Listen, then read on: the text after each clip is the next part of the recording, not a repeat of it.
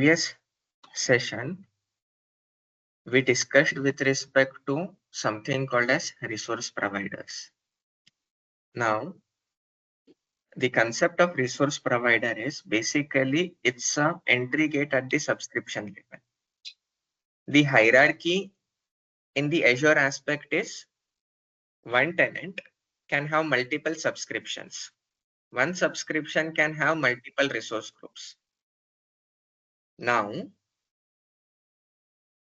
the roles / privileges are different across Active Directory has a separate set of roles and subscription has a separate set of roles. In subscription, the highest privilege is what we call as the owner role.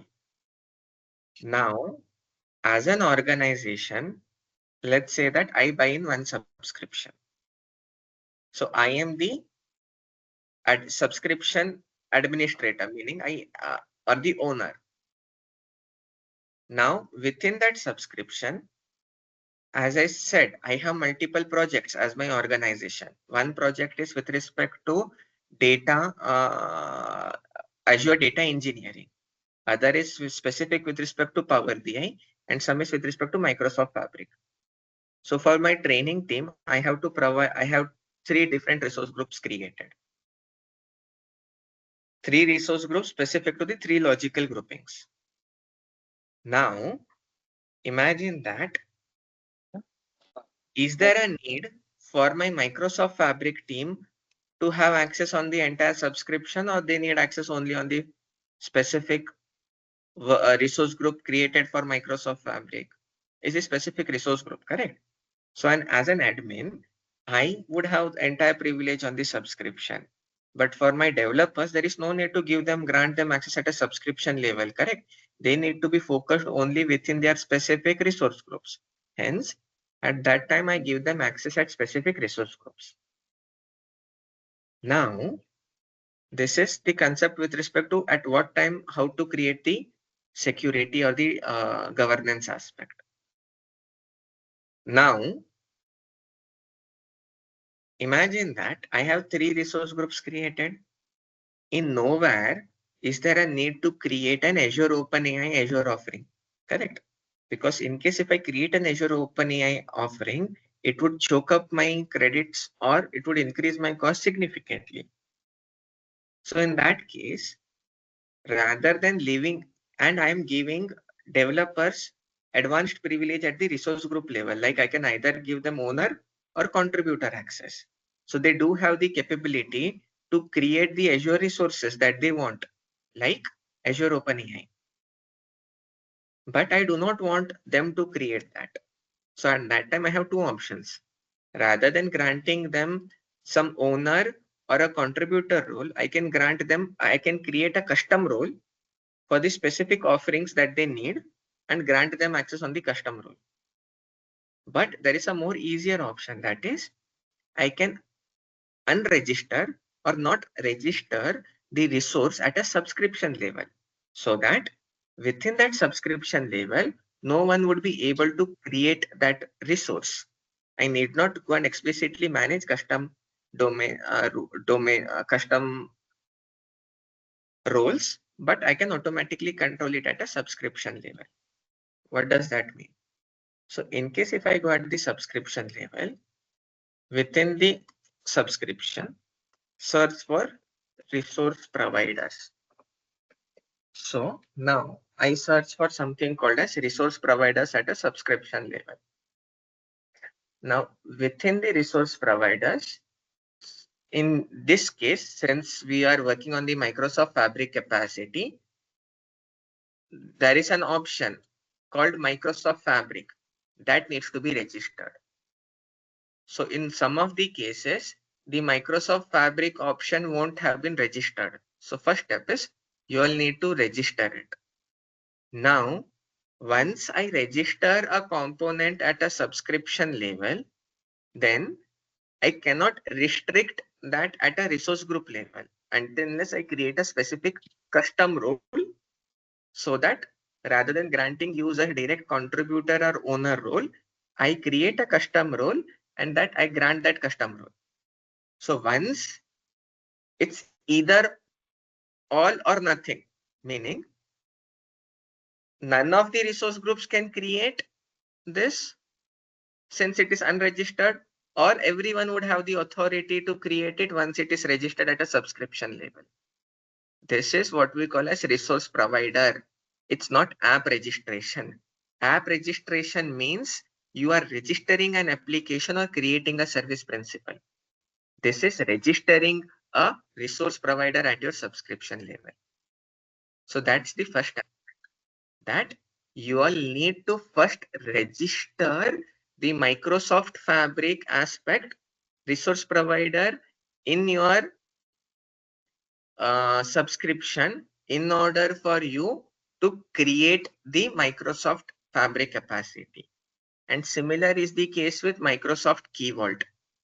Now, in certain cases, when you create a subscription, by default, some of these basic offerings are automatically registered, like Key Vault, Azure Data Factory, etc.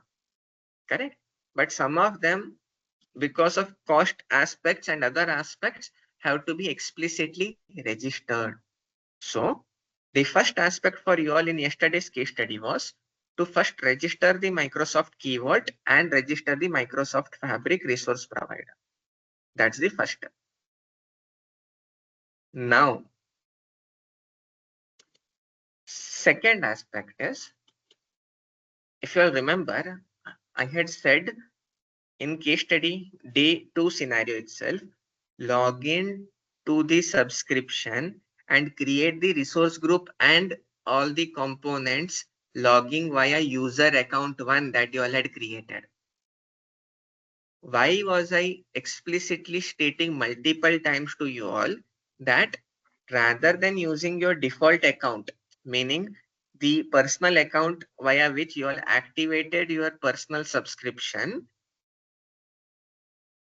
rather than that, I was stating use the user account 1 to register create the resource group and the components, even though the personal account or the primary account has global administrator access.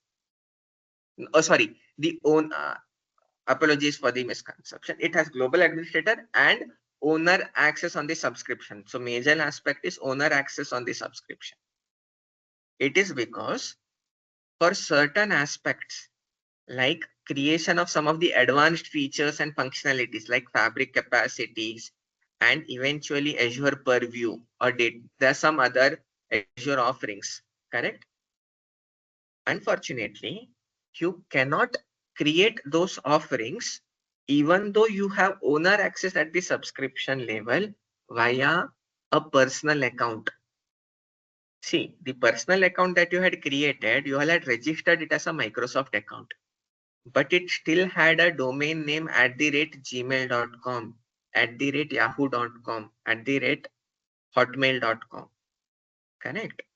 So according to Microsoft, those are still your personal accounts, and you cannot create certain components in Azure leveraging your personal accounts.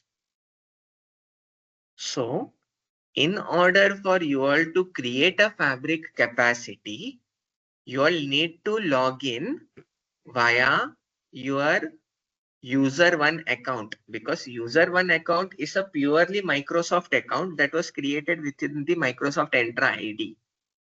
Hence, that leads to the first aspect, that certain accounts, that is Microsoft accounts, though registered as Microsoft accounts, cannot be used for creation of certain components, and Fabric capacity is one of them. You need to use pure work or Microsoft account itself, and you cannot use personal accounts like Gmail, Yahoo, etc. So those who are facing errors with respect to the Fabric capacity creation, up till now there could have been two errors. One is you all didn't register the resource provider. Second is you all would have logged in via the personal account rather than user 1 or user 2 account. Assuming user 2 account, you have granted the owner role at the subscription. So these are the two aspects up till now. Now, also, it's not just creating the Microsoft Fabric capacity, but even granting capacity administrator to that Fabric capacity also is restricted to Microsoft account itself. And in that also, there are some limitations or restrictions with respect to granting this personal account or external accounts capacity administrator access. So since most of you all were not able to proceed with the Fabric capacity creation because of these aspects, I'll hold on to the capacity administrator external account aspects in today's discussion, and we can reconvene that discussion tomorrow once you all finish the case study today. So that was with respect to the Microsoft Fabric capacity. Now, there was a query with respect to the Key Vault. Correct. Let me go to the resource groups. So now, if you all remember, while creating the Key Vault, I had provided one scenario, correct? That is, create the Key Vault via user 1 account, which is the owner at the subscription level. Then also log in via another account that has owner access at the subscription level and try to access the secrets once it is created. You would get an error, even though it's an owner at the subscription level. Can anyone guess that whether that failure is because it's not a Microsoft account and a personal account, or there can be some other reason for the same?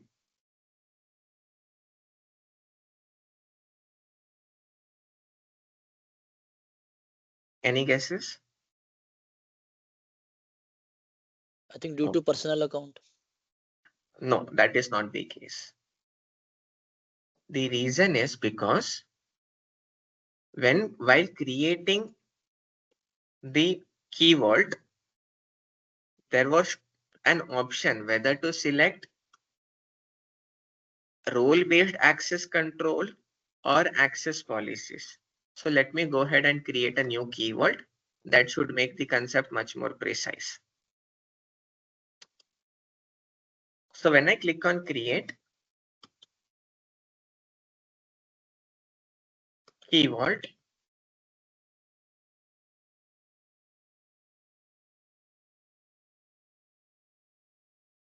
so while creating a Key Vault, correct, let me add some name, correct. Now next, permission model. Can you see here the permission model? Here I had explicitly told you all to select Vault access policy. Yes. Can you see here when Azure role-based access control was there, and when I clicked on Vault access policy, automatically an account got added here. So what happens is, in Vault access policy, the account via which you are creating the Vault access, creating the Key Vault, would automatically get the entire access within the Key Vault. So under Key Vault section, when you go to the access policies, you would see that only this account has the access to get the secret permissions. To get the secret. Is there any other account added here? No, correct. It's because other account is not added in the access policy, even though that account has an owner access at the subscription and automatically inheritance at the resource group and automatically inheritance at the object level, it is still not able to access the secret. So the first step is, for the account that was not able to access the secret, go to the access policies, click on create. Now, if you all see that in Key Vault, there are three types of aspects, correct? There were keys, there were secrets, and there were certificates, correct? Let's focus on the secret itself as of now. And eventually in subsequent sessions, I'll also explain the difference between what is keys and what is the usage of keys, correct? So secret is, first I need to get the secrets, correct? For now, since it has owner access at the subscription, you can select all the secret permissions. But ideally, there are certain users who just want to get the values. They should not have the option to delete, backup, or change the values. So at that time, I can only restrict the secret permission to get and list. Get means get the value of the secret. List means list the list the values. Okay. List the set of secrets that are present. Meaning, imagine that within the Key Vault, I might have created 5 different variables, and each of the variable would have a value. So listing these 5 different variables is the functionality of list. Get the value what is preserved within this variable. Set is to set a value for a variable. Delete, etc. So in your case, you can select all and click on next. Then grant the account via which you are not able to access the secret access here. And this can also include the accounts. Once you select that account,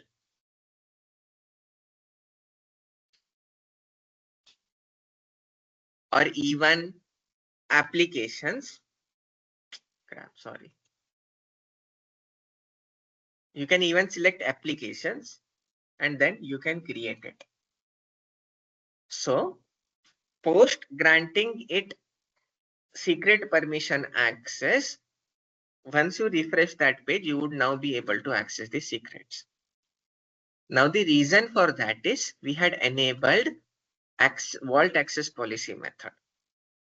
But in case if you would have selected role-based access control. Now role-based access control acronym is RBAC. That's the common terminology that we all use. RBAC, that is role-based access control. In case if you would have selected this, then the owner role would have got inherited and you could have directly accessed it. Access the secret. There was no need of creating that specific aspect.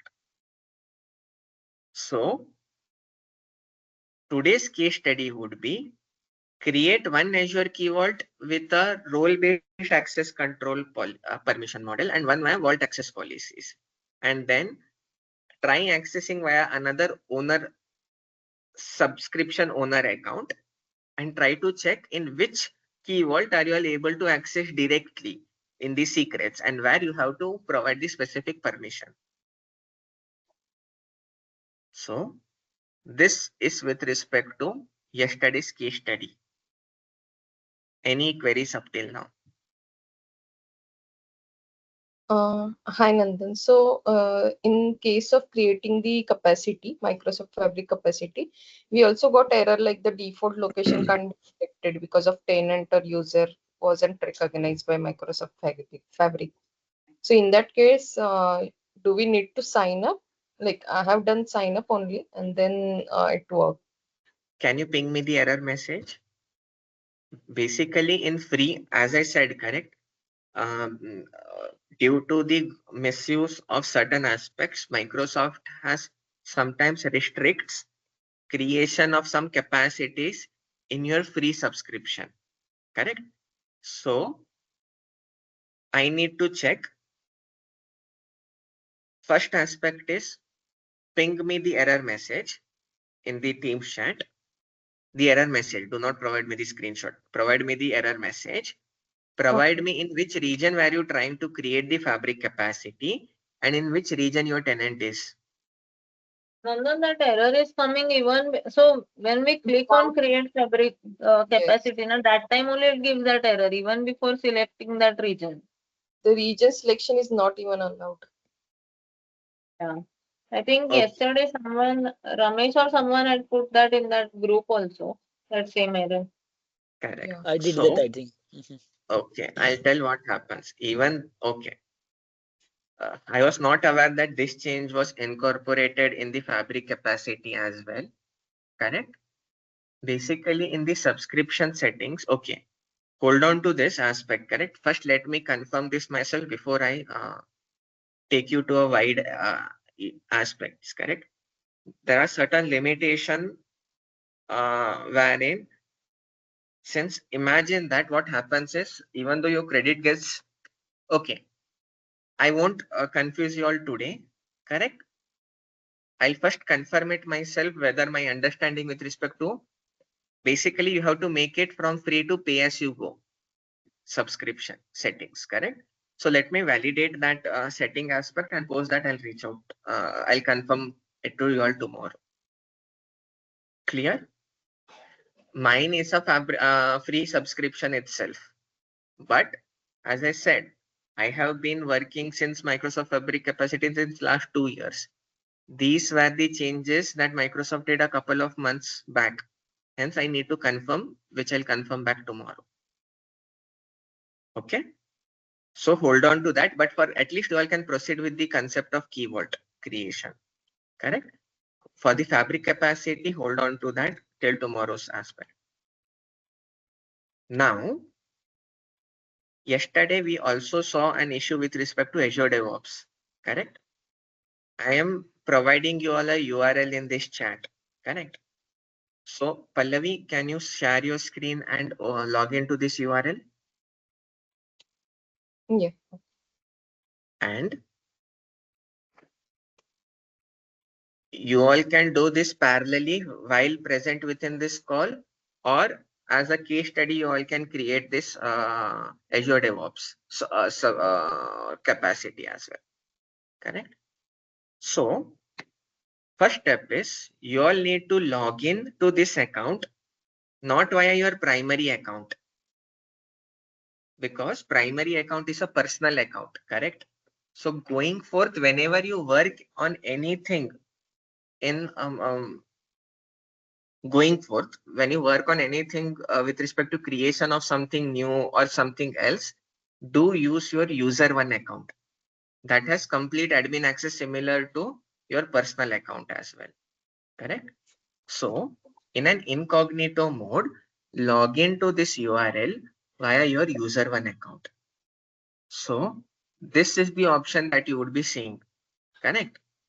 Now, preferably select the country or the region that is similar to your tenant geo. So, Pallavi, what is your tenant geo? Just of the same, correct? Go to tenant properties.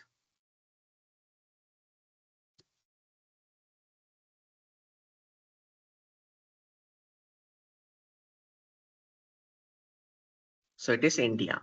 Correct. So go to your Azure DevOps tab. The second tab.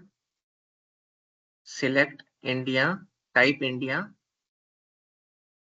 Select India. You saw this. Can you see British India and India?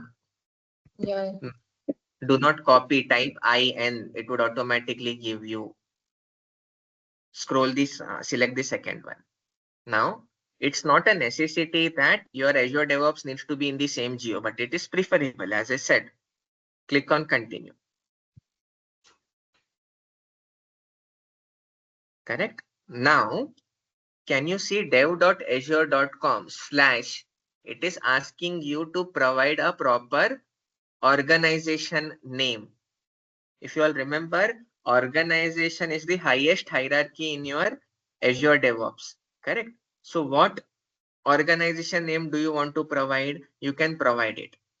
Now, organization name needs to be unique globally. Correct? Pallavi, can you put Data Sharks rather than Pallavi Shinde. Data SHARKX. Correct.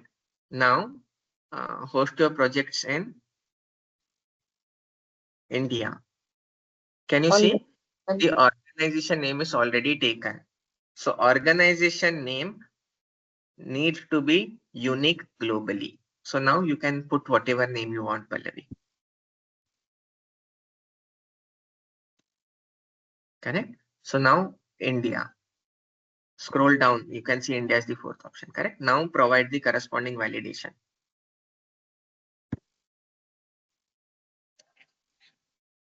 So rather than directly restricting the access, they change the URL. But some of us have the actual URL with us via which we can create the Azure DevOps. So this is the URL. So please preserve it with your URL. So these are some of the backdoors via which you can still access certain aspects, rather than going that pay as you go and free tier aspects. Is this free for lifelong or something like that? It's free for everyone. No, there is no limit for 30 days or 90 days like that.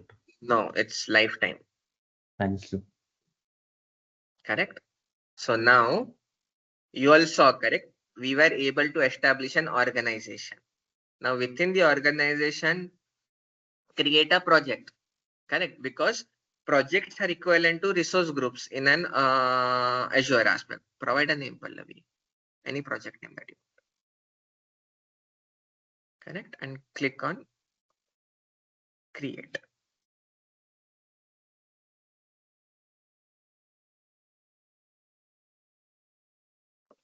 So this is how you create your Azure DevOps. Now, Pallavi, go back to the organization.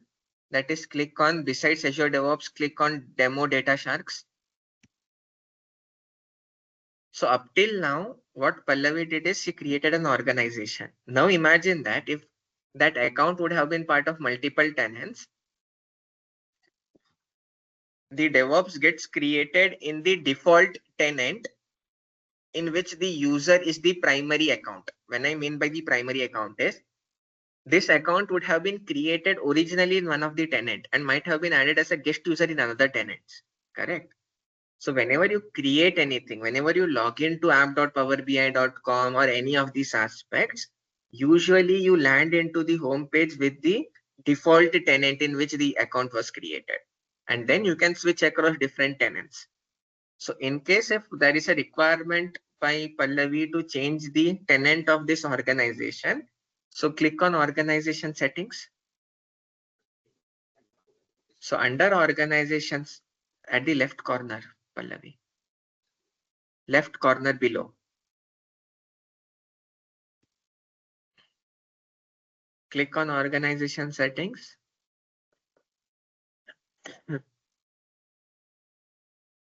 And click on left. Can you see Microsoft Entra option? So here the user can if you all can see, since that account is part of only one tenant, there is no option to switch the tenant. But in my case yesterday, I was able to say disconnect directory and change directory because my account was part of multiple tenants. So this is where you all can switch across the tenants.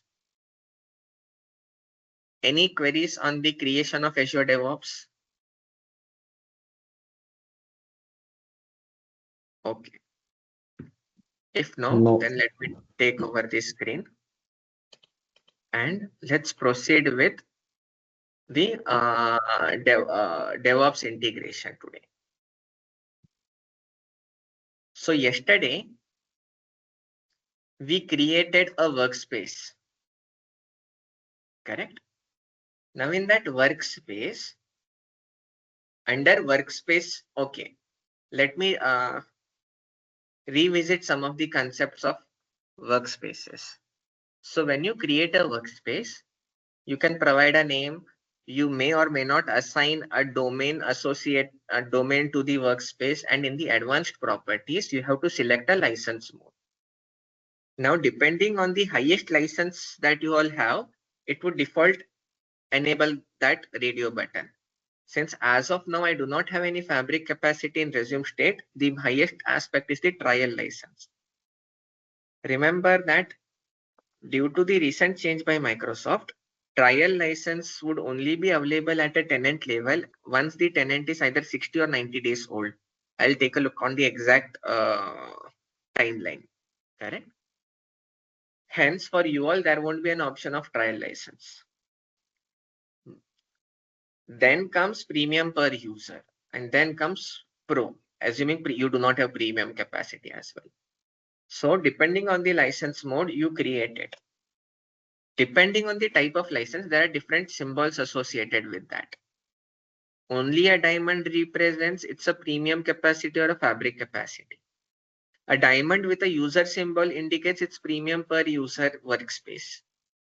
A diamond with a bucket indicates it's like a trial capacity, Fabric trial capacity. No indication, no symbol means it's a pro workspace. Now,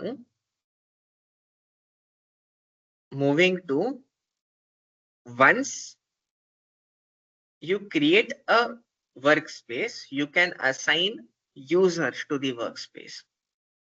Now, you can assign people, groups, and even applications access to the workspace. There are 4 types of access. Viewer access is the least privilege role, wherein a user can just go and check, view the objects within the workspace.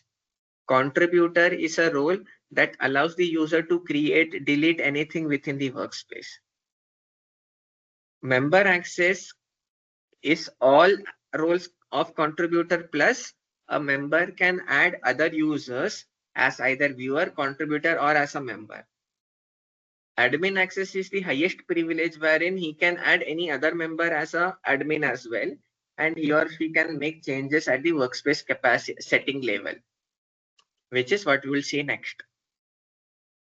Now, once the workspace setting is created, then some advanced level of setting comes in that was not available directly while creating the workspace. So in that, we took a look with respect to the general, except for Workspace OneDrive that we discuss eventually in subsequent sessions. License info is basically the info with respect to what capacity I have associated with. Now, up till earlier, I had said that Fabric trial capacity is like an F64 capacity itself. It used to show F64, but now what Microsoft has done is, for trial capacity, they have renamed the SKU to FT1, F trial 1. Earlier, it used to be visible as F64 itself. Now they have changed trial capacity to FT1, F trial 1. So in today's session, we would deep dive into one workspace setting called Git integration. Now in Git integration, before I proceed, has anyone logged into app.powerbi.com via the Microsoft account and enabled your Power BI Pro license? I guess no. Correct? No worries. Once you log in, once you click on Git integration, the GitHub, there are 2 Git providers. It's Azure DevOps or GitHub. Both belong to Microsoft itself. But for some of the users, this GitHub would be in gray out mode, in gray mode or disabled mode. And I'll tell you the reason why. Because of the Fabric admin portal settings that you take a look today, in case if time is available, or tomorrow. So now, first step is for me to integrate it. Since we have enabled Azure DevOps, we would focus on Azure DevOps throughout the bootcamp and not focus on GitHub. But GitHub is similar to Azure DevOps itself. So I'll click on Azure DevOps. Now, since I've logged in via my DataSharks account, it's this account that I first need to connect and authorize.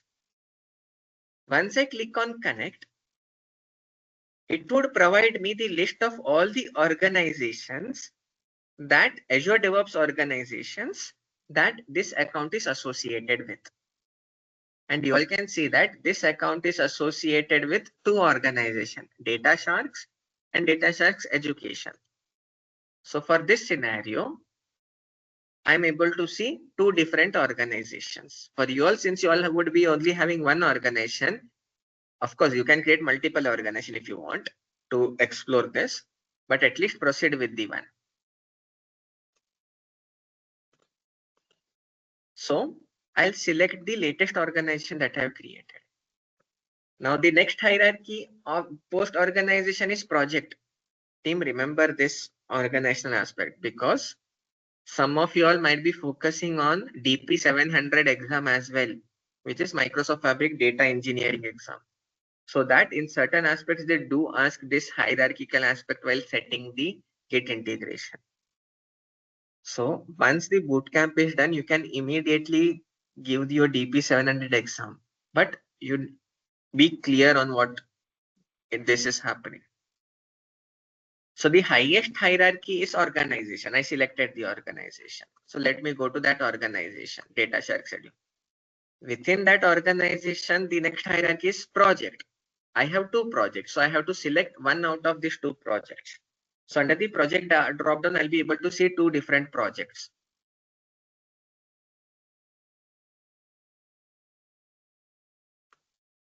Now, okay. So I'll select Microsoft Fabric project. Now after the project, the next hierarchy is repositories. Now I'll select the corresponding repository that I want this integration to be part of. I'll select, let's say, data engineering. Or which branch? Okay, it was in Power BI that I had created branches, correct? So let me select the Power BI branch, sorry, the Power BI repository. And now I can select which branch I want to integrate this workspace to. Now, if you all remember, I had said that workspaces are similar to resource group. It's like logical grouping. Now, as an organization, I can have different workspaces. I can have different environments. When I say environments, it's like I can have a development environment. I can have a user acceptance test environment or a test environment, and I can have a production environment. Correct? So for every environment can be considered as a logical grouping. Correct? So for every environment, I can have a respective workspace. I'll have a workspace called dev workspace. I can have a workspace called UAT workspace, and I can have a workspace called production workspace. But if you all remember, the Git integration is only supported for workspaces of premium capacities or fabric capacity. You cannot integrate Git with pro workspaces. So corresponding to every workspace in my repository, I can have a corresponding branch. Correct? If you all remember, I can create multiple branches. Let's revisit the hierarchy. I can have an organization. One organization can host multiple different projects. One project can host multiple different repositories. One repository can host multiple different branches. So I can create multiple branches. Main branch is equivalent to a production branch. Then I can have a dev branch and I can have a UAT or the test branch. So corresponding to the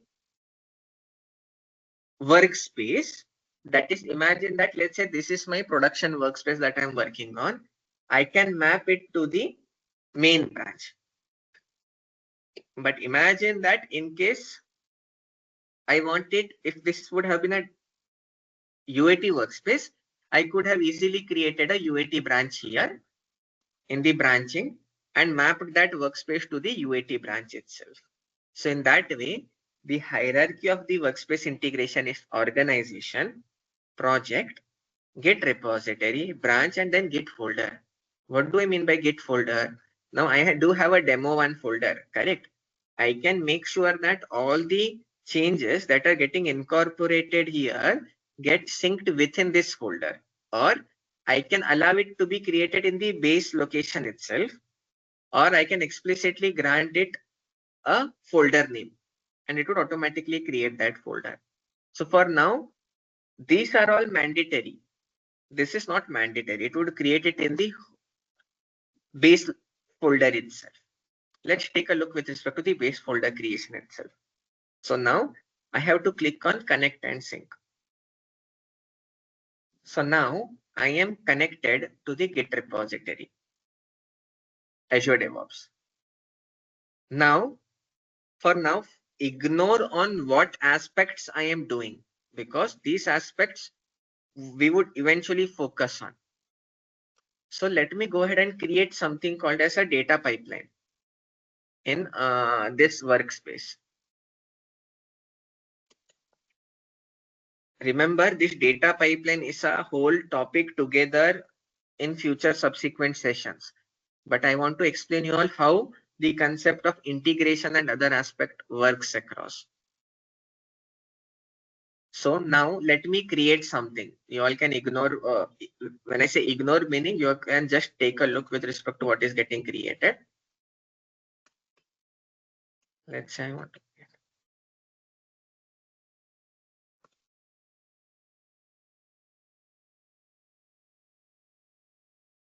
I am doing something, correct? You can ignore what I'm doing, because let's not get into the technicality of what I am doing as of now. Let's just focus on.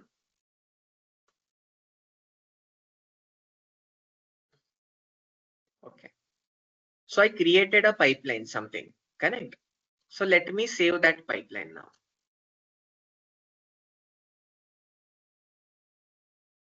Correct. Similarly, let me go ahead and create a warehouse.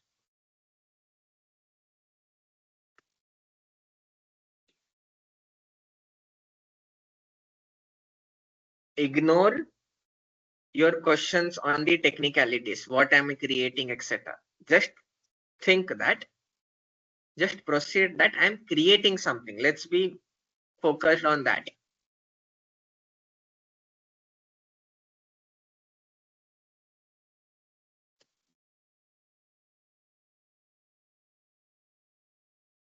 Okay.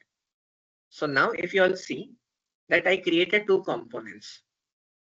The two components, one is of type data pipeline and another is of type warehouse. Correct? For both of them, you would see a Git status as uncommitted, meaning these changes have yet not been committed to the source control or the corresponding Azure DevOps Git repository. So there are two ways how you can understand that there are some changes that are yet to be committed to the source control. One is at the component level, in case if you see the Git status as uncommitted, it means there are some changes that are yet to be committed there. Or you can see in the source control. In the source control, you can see that there are two changes that are yet to be synced. These are the changes that I'm yet to sync into the source control. I can select a specific change and commit it to the repository. So let me select the warehouse and let me commit only the warehouse, and I can add the comment warehouse commitment.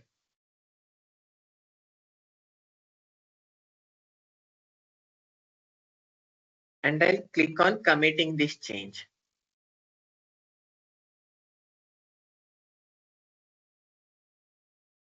So if you see, the warehouse got synced to the repository, but there is still one uncommitted change, and that's even visible in the source control. Let me go ahead and create another item. Let's say let me create a lake house.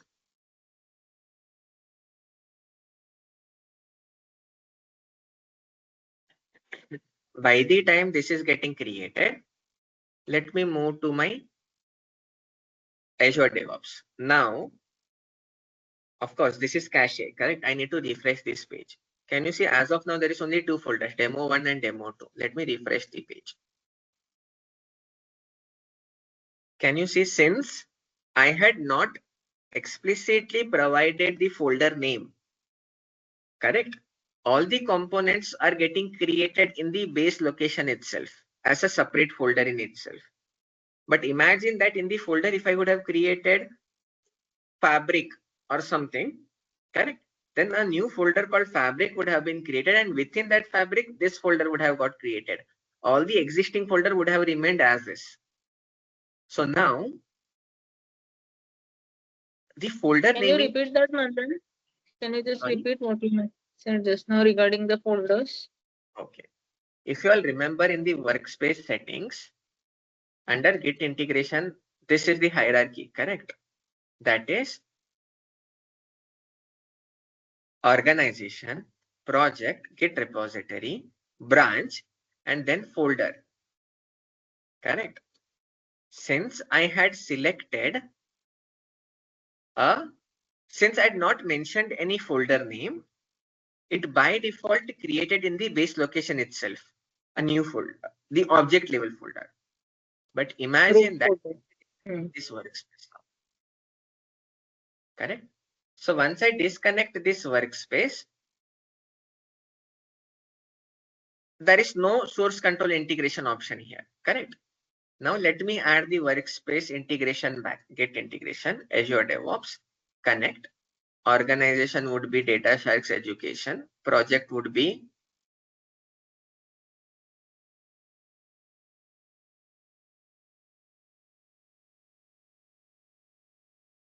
okay. That should not have been the case. Let me refresh this page.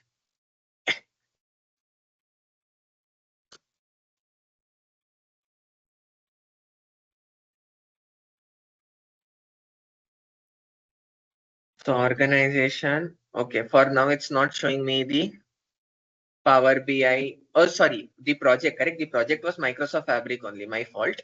Git repository was Power BI. Branch is the main branch. Now, at that time, I had not mentioned any folder name, correct? Now, let me mention the folder name. DevOps Git integration.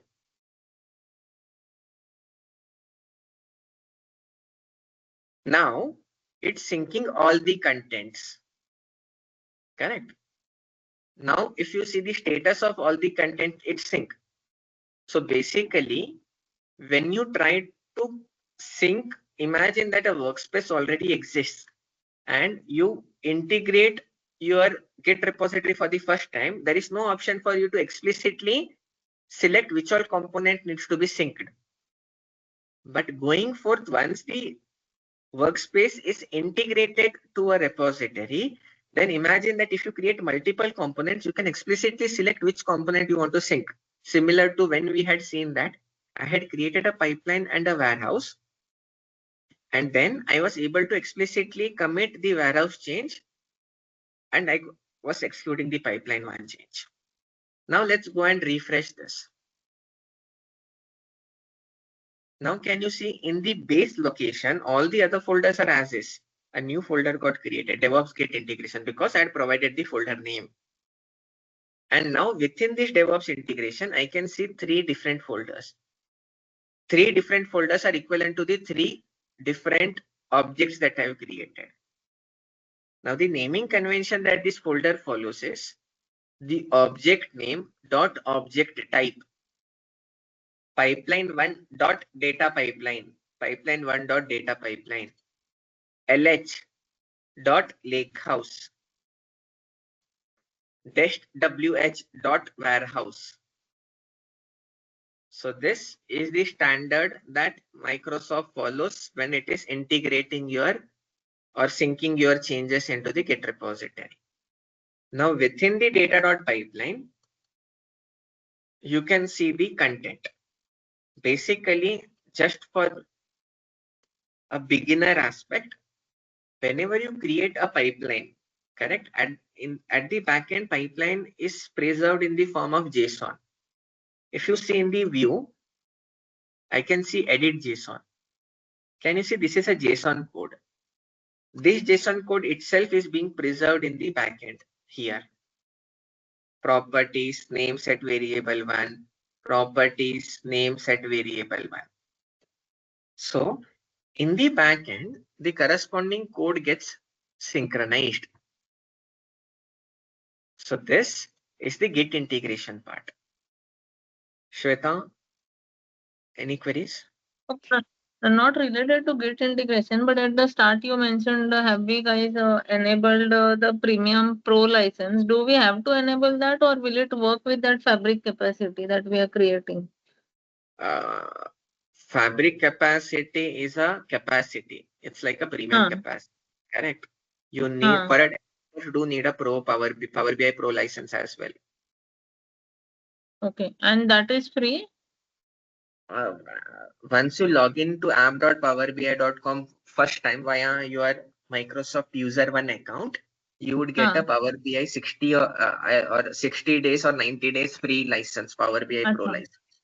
Okay. Or a Power BI PPU license as well, depending on some scenarios.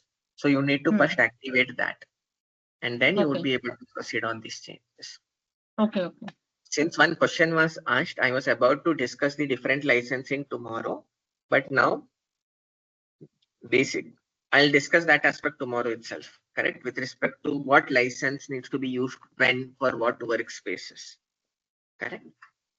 But now in the Git integration, we saw that for the corresponding objects, it correspondingly gets created. Now let me create another pipeline.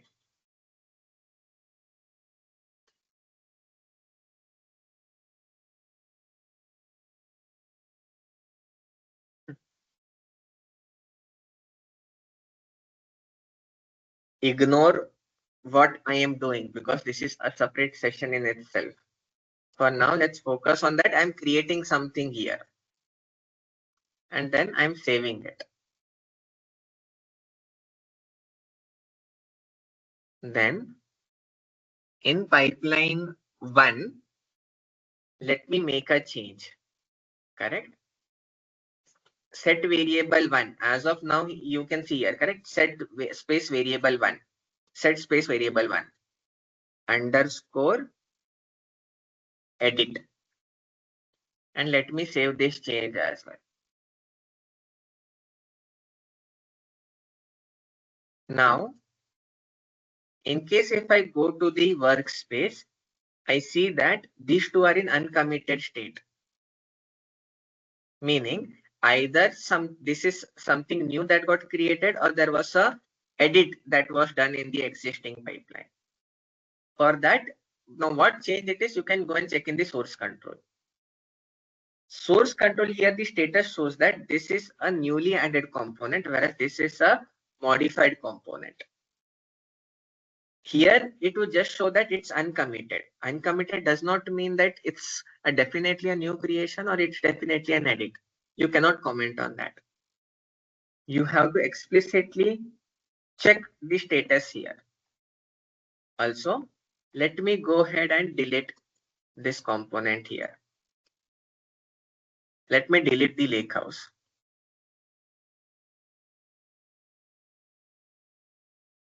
Correct. Now let me refresh the page. Now under source control, I see that the lakehouse is deleted. A new component is added and this is modified. So there are 3 different statuses. And if you check here, under DevOps integration, I see a folder lh.lakehouse. Correct? Because I am yet not committed this here. Now, as I stated that, while committing the change from workspace to the Git, you can explicitly select which change you want to sync, which change you want to synchronize within the DevOps repository. So here, rather than syncing one, I'll sync all the 3.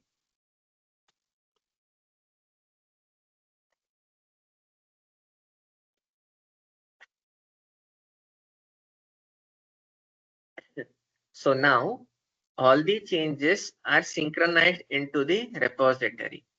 Now, in case if I refresh this page, the Lakehouse folder got deleted because I deleted that component here. Pipeline 1 and pipeline, a new folder got added, and pipeline there was a change. Now, what is the change? If I go to history, I can click on multi-sync because this is the latest change, correct? And I can check the detail with respect to what change transpired with this change. Here I can click on this pipeline. Since I want to change what change happened in this, I can see that the set variable 1 activity has been renamed to set variable underscore edit.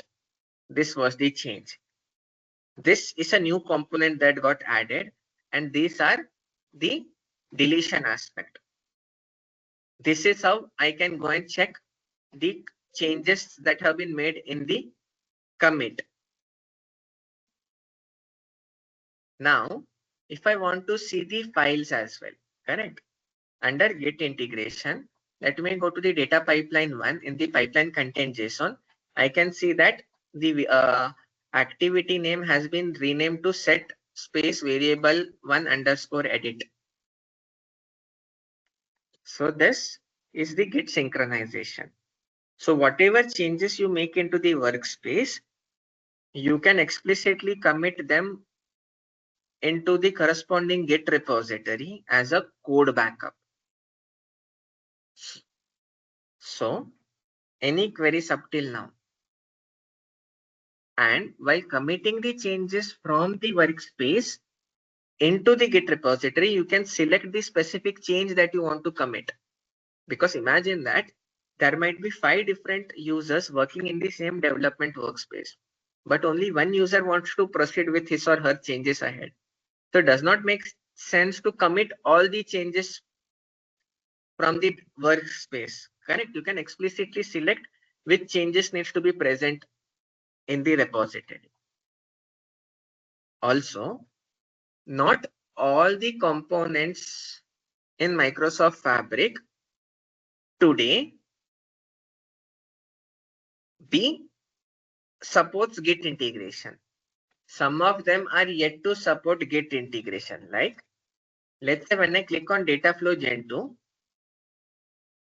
can you see here the option enable Git integration? If I do not enable this property, the Dataflow Gen 2 that is getting created won't be synchronized into the Git repository. And similarly, there are other components as well that do not support Git integration.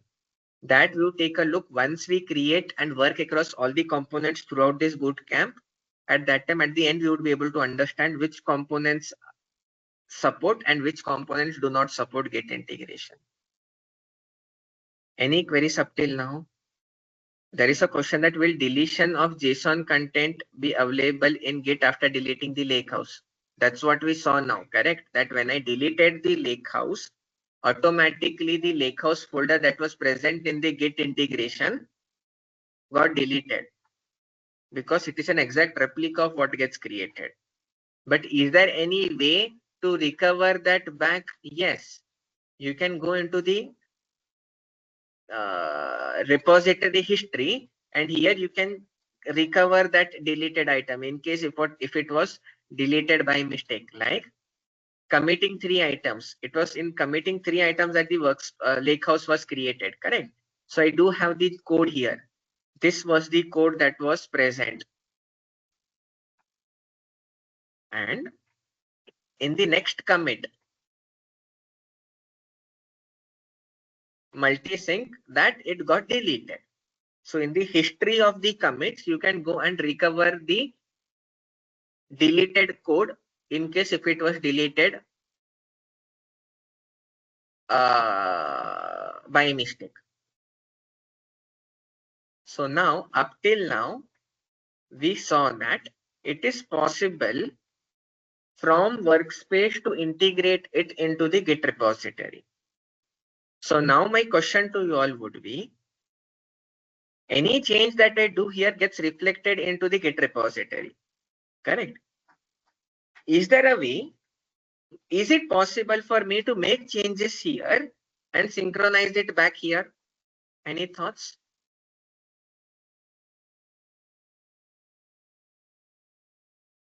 Okay, that's Yes. the question that someone had even asked. Can we also commit through Git instead of via workspace? So rather than that aspect, I asked the other way. Can I make changes at the workspace at the Git repository level and then reflect that change from Git repository back into the DevOps, sorry, into the Power BI workspace? Any thoughts? I think Yes, yes, we you can. can do it. I think yes. Yes. Who all feel that it's not possible?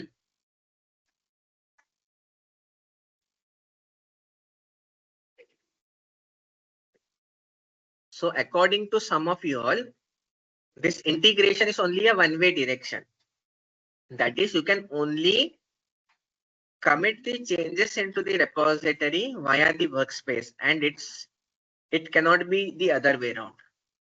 Unfortunately, the answer to that is no. It can be written back. It's a bi-directional flow. When you do integrate a Git to a workspace, it creates a bi-directional flow. You can commit the changes from your workspace into the repository or vice versa. So let's take a look. So in the second pipeline, rather than fail one,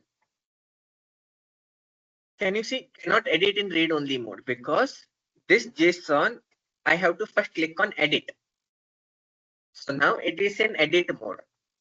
Now rather than fail one, let me rename it as fail underscore demo underscore reverse write. And then let me also change the message from 1, 2, 3 to 1, 2, 3, 4, 1, 2, 3, 5. And let me commit this to the branch. Now, when I go to the workspace, if I refresh this workspace, I'll see an option here that you have pending updates from Git. We recommend you to update the incoming changes and then continue working. And here I see an option that update required. It means there is an update in the workspace, not sorry, in the repository that needs to be synchronized in the workspace. Whereas in case if you would have made the change here, you would not have got this warning. You would have got here uncommitted changes and you would got an example in the source control. Now let me also make a change in pipeline 1. So let me rename from set variable edit underscore reverse and commit this. Now let me refresh the Power BI page. Now I can see that there are two updates. Update requires across two aspects. And now in case if I click on source control, changes are the changes that are present here that I want to synchronize into the repository.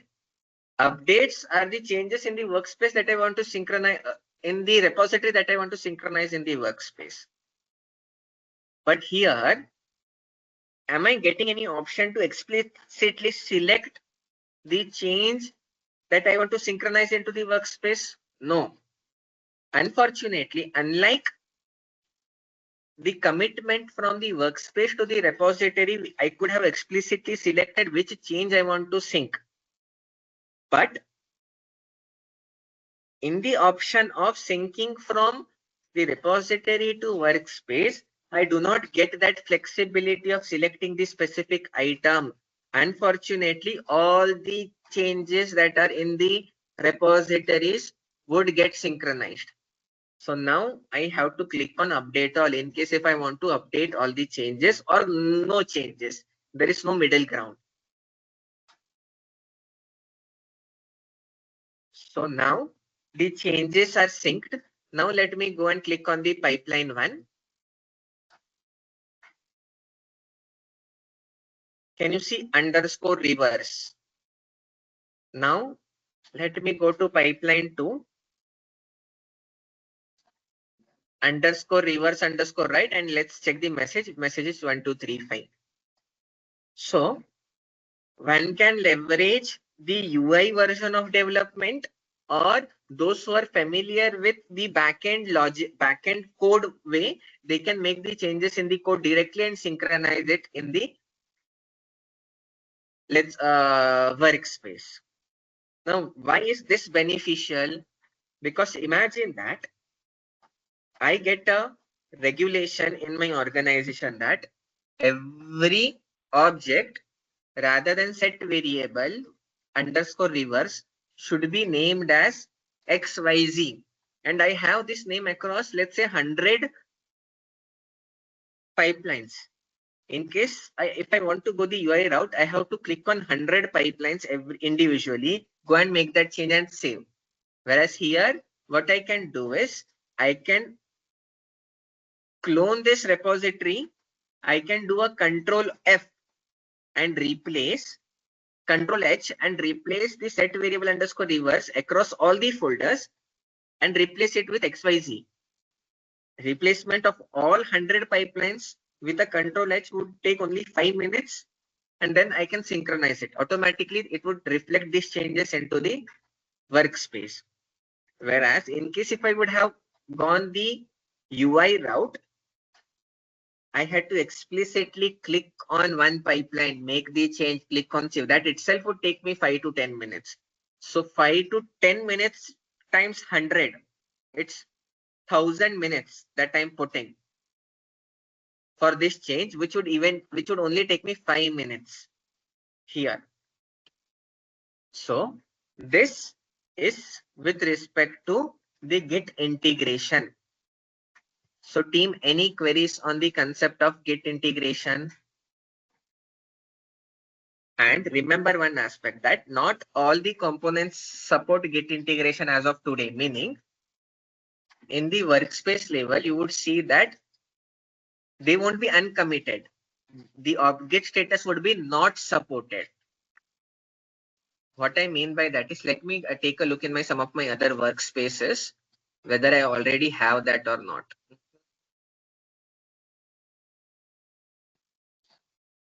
Okay, Git integration. This, can you see here? These are uncommitted. Uncommitted meaning these do support Git integration, but they have yet not been synchronized into the repository. But here, data flow gen 2 is not supported. So there are certain components that do not support Git integration. Any queries up till now? If no, So how this component can be integrated if that is not integrated in Git? there is no way to do it. There can be some ways wherein I'll come to that once we actually discuss across those components in detail. Correct. Every component at the backend has some code. Correct. So the data, as of now, my capacity is posted, hence I'm not able, these are all edited out because I'm using the premium fabric capacity, which is in posted. Okay, it's a trial only. I need to check why. Correct. So basically, this component has a JSON output. So in case if I click on this, I'll be able to see the JSON value here. I can explicitly copy that JSON. Okay, since it's a blank aspect, there was no JSON there. Basically here, this also, what I mean is, give me 1 minute, correct? Close. Here, since it's a blank one, there is no code. But in case if there would have been something, there is an option to export .json. So this also at the back end is like a JSON code itself. You can explicitly export this JSON and preserve it as a code for yourself.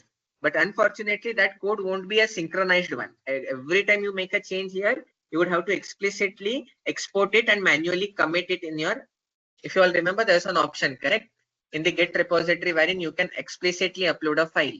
You can then explicitly upload a file for your maintenance aspect. Clear? Okay, Nandan. I see a question. Is this a drawback?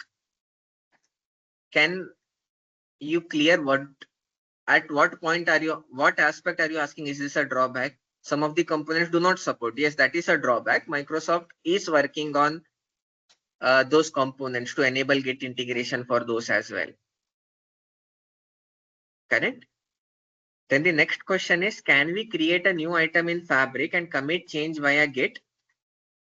Can we create a new item in Fabric, meaning in the workspace, and commit change via Git instead editing? Okay, I'm not sure I'm able to understand that, but let me confirm. Is the question that rather than just editing from here, is it possible to create a new Fabric component from the Azure DevOps and synchronize it back? Is that the question?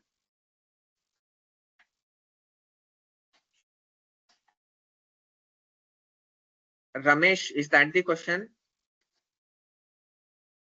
That can we create a new component? Okay. Okay. So tomorrow I'll show this. Correct. Tomorrow I'll show you how to, rather than portal, how to make changes from your local system itself. Correct. Because I have to duplicate this folder. Correct.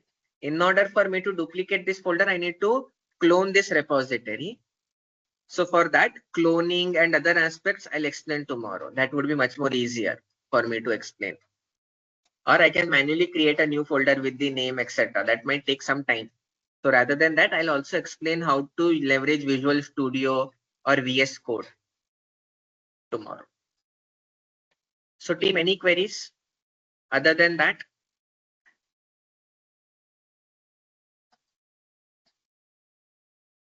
If no, then let's close today's session, because the next component that I'll be discussing is the Fabric admin portal, and that might take me more than 15 minutes. So let's reconvene tomorrow and work on the admin portal concept. So, Nandan, just one question before tomorrow we'll be doing the Fabric admin portal and all. So, DevOps and Fabric, when they interact, I didn't see the DevOps getting being created as a part of our tenant. So, I didn't see that link. Is there a link, or is it like separate completely? When you create a Azure DevOps, correct? By default, okay.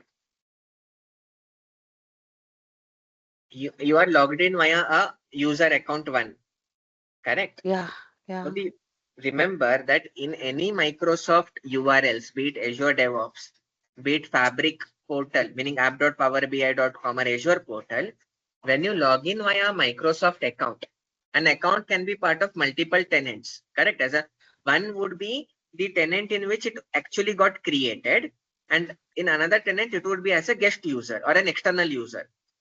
Agree? Okay. So whenever you log into any URLs via the account, you by default log in to the default tenant in which that account was created. So DataSharks, this account was default created in YLDF7 tenant. Hence my Azure DevOps, in case if I go to the organization and under organization settings, under Microsoft Entra, by default it is associated with your default tenant in which the account was created. But in case if you have multiple tenants, then you can have an option to switch the directory. But since your case, the account is default to only one tenant in which it was created, you would only see the option of disconnect directory, and it is default created to this tenant. Okay. So does that mean that when we logged in into DevOps using this ID, it automatically took that tenant. Correct. While Okay. creating the organization. When you create anything, when you log into any Microsoft portals, by default, you log into the default tenant in which the account was originated or created. Okay. Clear? Okay. Because, okay, let me take 5 more minutes and open the presentation since most of the concepts are now clear. Give me 1 minute to open the presentation.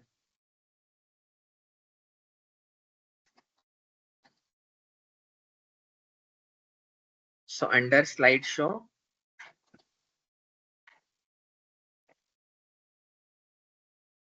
so now let's discuss on this hierarchical aspect. Correct? Since we have covered most of the discussions with respect to this.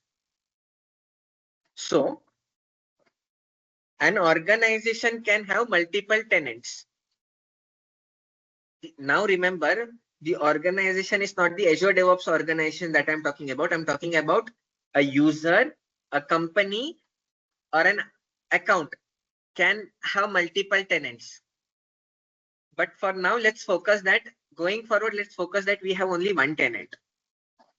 Now, there is a Azure Active Directory or the Microsoft Entra ID tenant. Now, one tenant can have multiple Azure subscription. Hence, the cardinality is 1:n or 1:many. One Azure subscription can have multiple resource groups. That is also 1:many. Now, one Azure subscription can have multiple Fabric capacities. If you will remember, in my subscription, I had created deleted capacity and DataShark Copilot capacity. So one subscription can host multiple Fabric capacities. So this is the hierarchical aspect with respect to Azure Active Directory, Azure or Azure Portal. Now, let's take a look with respect to the Fabric hierarchies. Now, one tenant, the Azure Active Directory tenant and the Microsoft Fabric tenant is 1:1.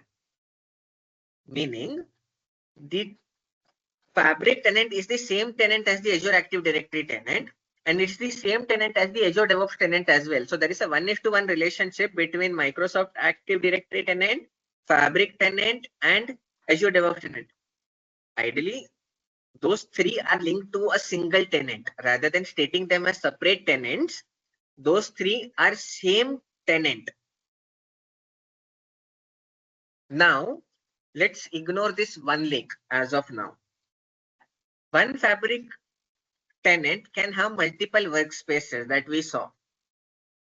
Now, one workspace can be I can associate only one license to a workspace. Or let me reverse. I wrongfully said that statement. One workspace can be associated with only one license or only one capacity. But one capacity can be associated to multiple workspaces. Meaning, I can leverage the same Fabric capacity across different workspaces. So, Fabric capacity to workspace is 1:n. But I can also have a dedicated capacity as well. I can reserve a capacity. I can create a capacity for only one workspace only. It is not a necessity that I need to, similar to how here, correct? It's not a necessity that I need to have multiple subscription at a tenant level. I can even have one subscription as well. But there is a possibility that you can have multiple. So one workspace can be associated with only one capacity, but one capacity can be integrated in multiple workspaces.